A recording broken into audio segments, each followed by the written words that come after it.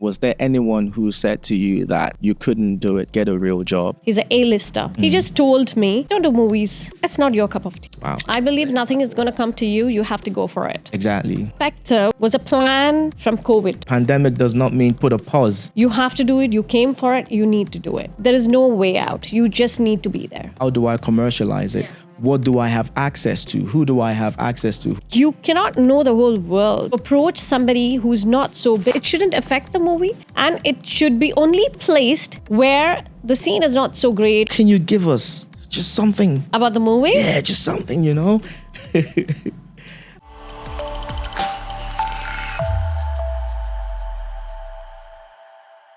Welcome to the inaugural episode of Regal Blends and Beats, where we merge the essence of legacy with the rhythm of innovation, embodying the I Rise, We Rise spirit with every story we share. I am MKO, your guide through this journey of excellence and creativity. Today, we're honored to spotlight Zenofar Fathima, a pioneer reshaping the narrative landscape through her films and storytelling. Her work, like the acclaimed Specter Blackout, not only illuminates Times Square, but it also ignites global conversation on social consciousness. Zenofar, you are indeed an incredible creator, and today we're lucky to have you here to share your story. Would you like me to call you Zenofar, Fathima, Zen? Zen would be good. That's the name of your company, Yeah, isn't Zen it? So Productions. That's Zen right. Production. I love it. It's pretty cool. My first question to you is more of a selfish interest. I'm a singer, songwriter, and about 6 of my tracks were used for the Real Housewives of Dubai. The first scene was my single. As a filmmaker, is there any major significance to choosing soundtracks for movies? And how would you go about selecting the right one for specific scene? It is the content and the feel of the movie which makes me to select the right music. I'm always into a thriller zone, so this time what we selected was somebody, he's a Russian, and he's called Tim Dion. It's an electronic kind of a spooky kind of a music, which you could even call it as a house music. So it really fitted very well for my new series, which is called Specter Blackout. It's a thriller psychological series, actually. I love that about Dubai because it's such a diverse city, right? So it kind of makes sense when you pick these, soundtracks from different cultures infused into your film. Is that something that you were looking into when you chose the soundtrack, for example? I choose my soundtrack according to the kind of the movie which I'm making. I'm a content creator, so this had a lot of, edge of the seats and everything, which actually matched according to his music. So that's when we got in touch with him, and he was more than happy to work with us. We do have sound engineers over here. I give them their freedom. But when it comes to me as a producer and a director, I do overlook at it. Seeing that which one suits it, because the kind of movie what I'm making, I would know the complete idea behind it. And I would know where it's going to end and what's going to happen and what is the feel of each and every actor and how I can put the music. Like today, I got the soundtrack done and I wanted to put a few of his sounds. It was done very nicely, but I did my part of the job as well. It needed to be in a different scene, like it's suited better in a different scene. Absolutely, because I know how it will feel, because I have written, I know the story. Yeah. So that's the reason. Can you share a very important outcome that happened in one of your productions based on the selection of a particular soundtrack? Outcome in the sense that maybe it was used as for example, a meme on TikTok. Maybe it was used as a significant interest for people to create like stories for Instagram. So far, I have not got anything like that. But this time, I think this music is too superb. I'm hoping something would happen like that. Like the Habibi come to Dubai, it has like a significance. Yeah. Most people are now using it for when they're flexing, I'm telling everybody to use my soundtrack as well. It's called One Life. It fitted my story because That's what the story is about. Everybody has only one life over there to survive and come out of it. Is One Life a soundtrack or an actual? It's completely music. Okay. Yeah. And it's out there. It's his track. Is this okay? Yeah, Got it. it's his track. So it is out there. You could actually check it out. Based on my background, a lot of the time, whatever we do, could it be in music, film, we always try to infuse like a bit of our cultural element into it. Would you say somehow your background influenced your projects and the music choices as well? Actually, whatever content I pick up, that reflects in everyone's life. Maybe I would talk about it's a general topic or a content which happens in everybody's life. Right. Now, if you see this series as well, it's the first escape room series in the world. Right. People will be just looking at it as a game, but there is more to it, which I would not want to tell you or reveal to you right now. Right. Yeah, so you'll have to wait and watch. And on what platform can people catch your series? It's going to be on Z5 and it will be we're releasing it only on the April 2nd week. We are also looking into Netflix as well. Oh, sweet. And if anybody wants to get onto the OTT platform, they have to know the right people to get about it, because Right. sometimes the emails or, the connection or Instagram, nobody bothers to see it. Yeah. So we need to know the right people, and I would tell them work hard. Right. It's just like anything else. If you work hard and the right people will either come to you, or as time progresses in your quest, you get to meet the right people who help you plug in. I believe certain nothing is going to platforms. come to you. You have to go for it. Exactly. If you really need it, you need to go for it. I'm very stern on that. If you need to get your success, you need to go for it. Overall, how many series have you worked on? I've done like about 35 short films this 3 years. Wow. The last one, which was called Aya, it was a spiritual movie, a short film, which we did it in A.R. Rahman's studio. And after that, this is what I'm working on, Specter Blackout. I was really taken by what you said. If you really want something, you have to go for it. Would you mind sharing one of your experiences when you had to go for it? I started contacting these actors. I was literally after them. Like, I didn't leave them. I was like, okay, hello, I didn't get any answer. Then next time, hello, no answer. Right. Of course, through Instagram, I approached them. Then later on, they saw what I wanted, and they thought they would fit good. And that's where I started working with the Bollywood, team and everything. And to get your sponsors, it's just that you have to be back of them, and you have to be consistent. There is no way out. You just need to be there. I agree. What inspired Specter? So this Specter was a plan from COVID. I started doing the whole story when it was COVID time, and then we had to stop everything. But since I was working with the Dubai police at that time, we used to do videos for them. That time, I did 3 COVID stories. I'm quite famous for that. Right. So I did 3 COVID stories on, different, like on doctors, one on a child, and one on like never to lose hope. The hope was the first one. That was the title. I love that. It's ironic how a lot of people have a lot of negative things to say about COVID. People didn't take opportunities during COVID. Some people just, kept whining. Whereas in your case... Yeah, I was the first person to even do that video. Right. Because, something, it has to go on. Because people were dying at that time, and you just need to be there. Did you guys hear that? It's not the end of the world. Pandemic does not mean put a pause. Yeah. Put a pause on your life. That's You gotta right. have to go get it. You can take from Zayn, for example. What was the most challenging thing you had to encounter during the selection of your cast, the production of Specter? There were 3, 4 casts which I thought they will be the best, because I was watching them. I was observing what were they acting and whether I can mold them according to what I want. So that's where I decided to keep these actors. All these actors, they have their own different backgrounds. Right. One is an RJ, one is a MC. So I brought them all together.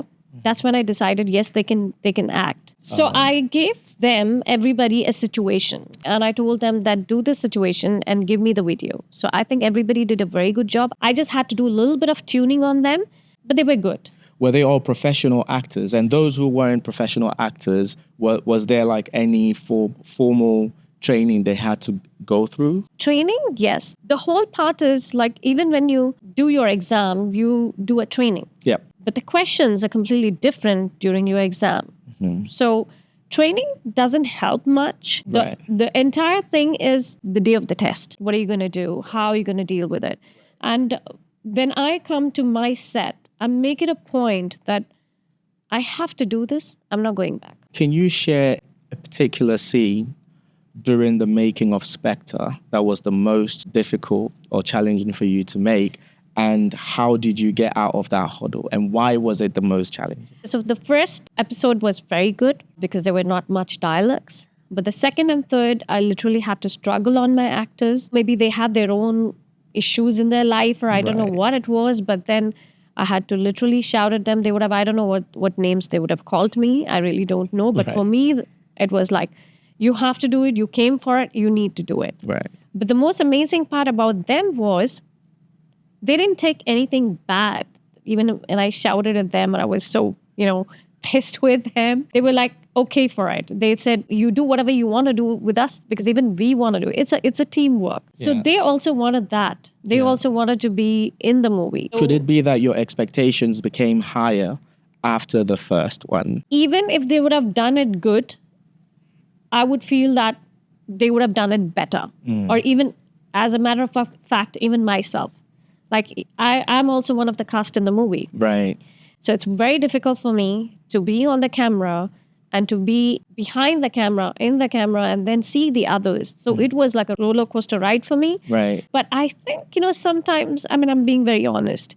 Maybe they had this thing that this is very easy. The first episode was we've very already easy. done it. So we've already done it. I get that. I think that I would say overconfident is they what they became had. complacent in a way. And I had to say that to them on the set. See, you guys are so overconfident. You need, even now, after finishing the movie, I said, season 2, if you guys are not going to perform, you're not coming. You just kill them off. Absolutely. I'm a director. Exactly. Oh, and I'm a singer. There's a bit of acting that goes into that as well, Okay, so how are you on just season saying, 2? Just Sure, you're most welcome for season 2. And what do you want your viewers to take out of Specter? Oh, there is a big lesson in the movie, which I'm not going to tell you, but I can only tell you, saying that in every house or in every family, there is this situation. And a lot of people, they don't see that coming in. Zenofar, that was a very lovely and diplomatic answer. But I can understand, at the end of the day, you want people to be intrigued to go and watch this, Absolutely. to watch the series, which you should, because, it's a great story and you wouldn't be out here, spreading love about. I can just tell them that Can you give us just a small tea? Like, what can you give us? Just something. about the movie? Yeah, just something, I don't think so. I can give it out. I tried. I'm too hard. I tried, guys. I tried. Did you always wanted to go into making films, and what was that like in your home? Like telling your parents, this is what I want to. I'm actually coming from a very conservative family, so they were not for it. In our family, basically, it's like, ladies cannot do this, ladies cannot do that. I think that even exists right now in most of the cultures over here. So that's what, it is difficult even till date. But then for me, if I've decided that I have to do it, and if I'm not hurting anyone, and if I feel that I'm doing something good for the society, then I think I would go for that. And what was the drive, and was there anyone who said to you that you couldn't do it, get a real job? I think when I was doing the food show, I will not name the actor. He was there, very well-known actor. He's an A-lister. Okay. Wow. I came up to him and I asked him that, I am doing this food show and I want to do a movie as well. He just told me, you know what, Zen, don't do movies. It's not your cup of tea. You just stick down to your food show, because I don't think so you can take that. And I think today, I don't know whether he knows it. He lives in Dubai. He is in Dubai. But if any time I have a chance, I would want to show him that, yes, I'm here today. How do you balance artistic creativity with commercials? Because at the end of the day, we always have someone who sort of handles the commercial aspect of it, the marketing aspect of it, and you just handle creativity. But in your case, you're very hands-on. How do you balance that? I have my team, and I have so many ideas to do that, so which I would definitely don't want to tell it out. Because yes, I mean, even like, for example, if you're shooting in a place and we're taking them, we wouldn't do that for barter, because say I'm shooting here and I'm promoting this place through a movie. So I can tell them, hey guys, I'm promoting you through the movie, so you can give me something to support. Right. That's number one. Number two, when you go to any OTT platforms, and if you're paying for a space time, you could have your sponsor saying that, okay, fine, you have few seconds which I can give you in my space time. Right. And you can charge them. I mean, whatever is feasible, either this or that, or maybe when you're doing your promotions, we could tell them, hey, we're doing promotions and we have posters there. So if you want your logos on board over there, you can put your logos, pay us some money. So even if you get like 10 logos, 10 companies, even if, for example, say the least, they'll give you 10,000 dirhams. Yeah. So it's like 100,000 dirhams. I think there are certain formats to follow. Yeah. But as a filmmaker or whatever you want to put out, first of all, you need to figure out the framework of how do I commercialize it? Yeah. What do I have access to? Who do I have access to? You cannot know the whole world. And even if you know them, sometimes they might not help you. What can you do on your own first Absolutely. before you start asking for handouts? If you have a product, now I have a product to sell. So, hey guys, this is my product. I'm selling this. So what can you do for me? Because I'm going to focus you everywhere. I would tell them that to approach somebody who's not so big, because big companies already, they are there. Yeah. So like small companies, emerging ones, you can go to them. You can give them an advertisement through your movies. And how would you place an ad as a hint without having to make it obvious within your movie? Because at the end, you don't want people to you want people to see it, but you don't want to make it obvious. How would you do that? You are taking all my ideas. But anyways, I will give you one. I'm pretty sure there's so much in there. There's so much, but I'm just going to give you one. So what was my idea was when the movie is going on, maybe a particular scene which is not so important, you can have their banners coming out on the movie itself. It comes and then it goes. And you can put how many of a second, but it shouldn't affect the movie. And it should be only placed where the scene is not so great, or maybe you have a blackout, or, kind of things. That could be one of the options what you can advertise. It could just be like a very small brand placement. Absolutely. Like maybe, I'm guessing you were born and raised here. How has the film industry evolved? I was born in India. Okay.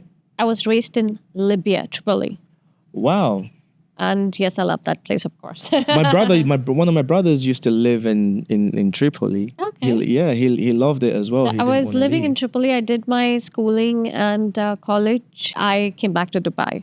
When were you in Dubai prior to moving to Libya? And how long did you live here at the time? I think it's been like 25 years, 20 years. In total. How has the film industry evolved over the years? I think a lot.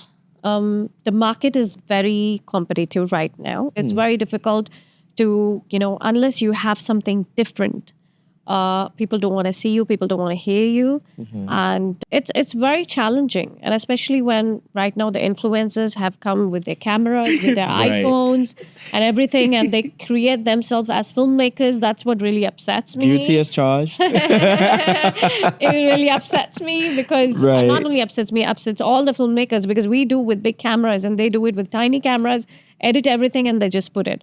I mean, it's become so easy. Those days, we didn't have these kind of cameras. Yeah, especially for short films. Absolutely. Yes, because there's a lot of work that goes into making short films. Very true. And we have to have sound, but they just keep a mic here and that's it. I would blame even the brands who only call these people to do this because they don't want to pay.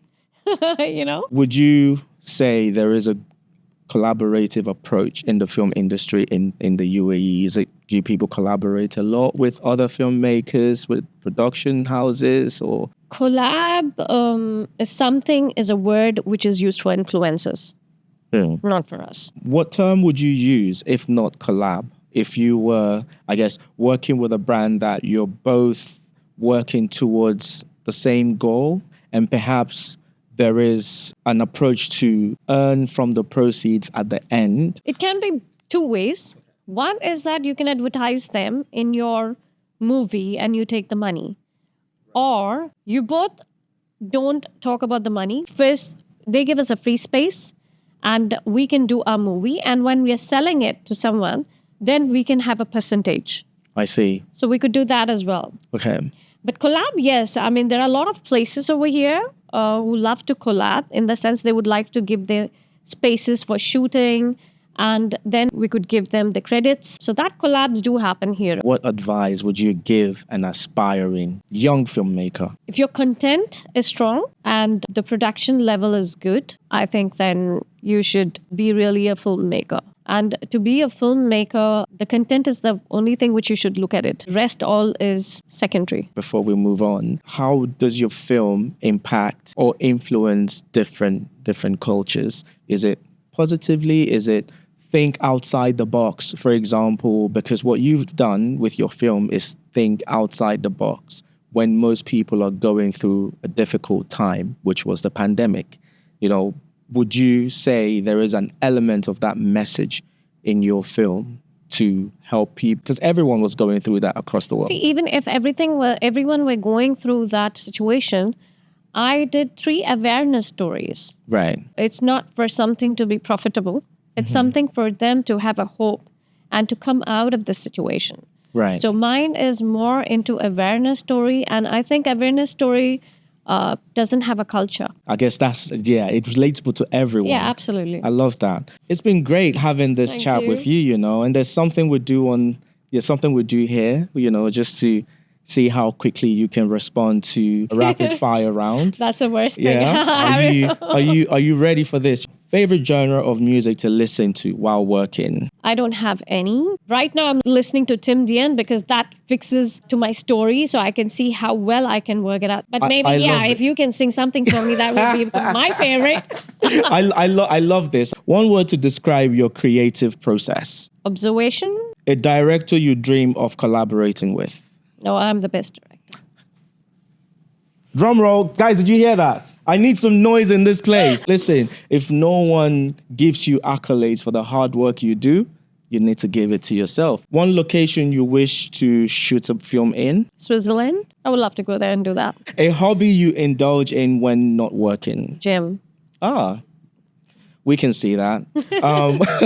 One film that greatly influenced your career? Castaway. An actor you'd love to cast in one of your next projects? Jim Carrey. I thought you were going to say MKO. Okay. I thought you were going to say me. Okay. Like, All right. I mean, I thought we've created like a bond here.